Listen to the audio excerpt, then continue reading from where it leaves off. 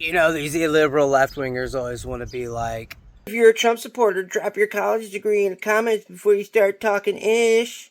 And I'm like, oh man, you guys really got me there. Oh, wait, what's this? Panic.com, October 1st, 2024. The elite college students who can't read books. Nicholas Dames has taught literature humanities Columbia University's required great books course since 1998. He loves the job, but it has changed.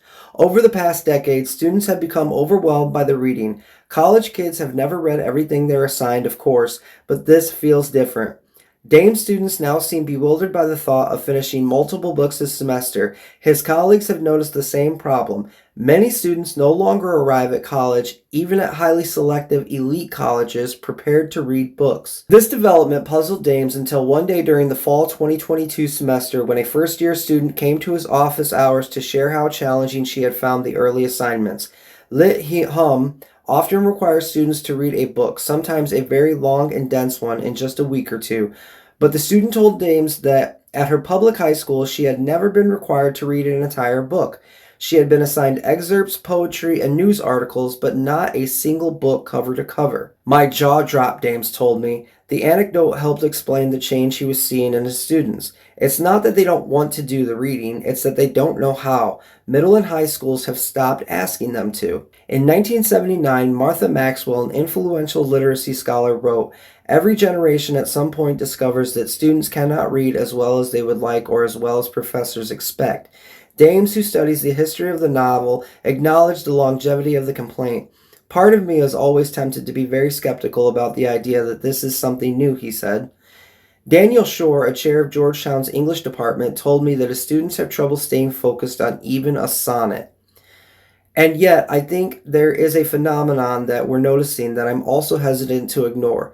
20 years ago, Dame's classes had no problem engaging in a sophisticated discussion of Pride and Prejudice one week and Crime and Punishment the next. Now his students tell him up front that the reading load feels impossible. It's not just the frenetic pace, they struggle to attend to small details while keeping track of the overall plot.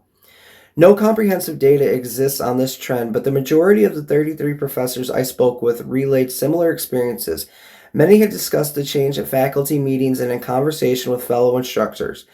Anthony Grafton, a Princeton historian, said his students arrive on campus with a narrower vocabulary and less understanding of language than they used to.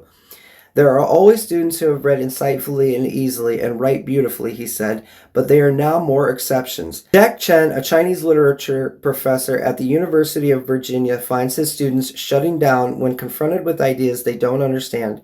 They're less able to persist through the challenging text than they used to be.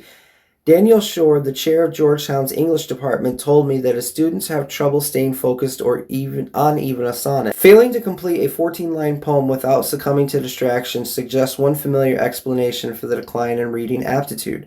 Smartphones. Teenagers are constantly tempted by their devices, which inhibits their preparation for the rigors of college coursework. Then they go to college and the distractions keep flowing.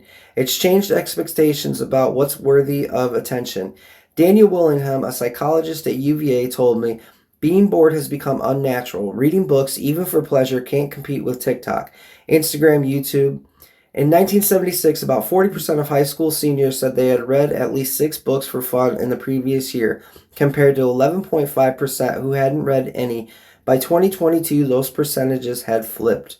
But middle and high school kids appear to be encountering fewer and fewer books in the classroom as well. For more than 2 decades, new educational initiatives such as No Child Left Behind and Common Core emphasized informational text and standardized tests. Teachers at many schools shifted from books to short informational passages, followed by questions about the author's main idea. Mimicking the format of standardized reading comprehension tests, Antero Garcia, a Stanford education professor, is completing his term as vice president of the National Council of Teachers of English and previously taught at a public school in Los Angeles. He told me that the new guidelines were intended to help students make clear arguments and synthesize text, but in doing so, we've sacrificed young people's ability to grapple with long-form texts in general.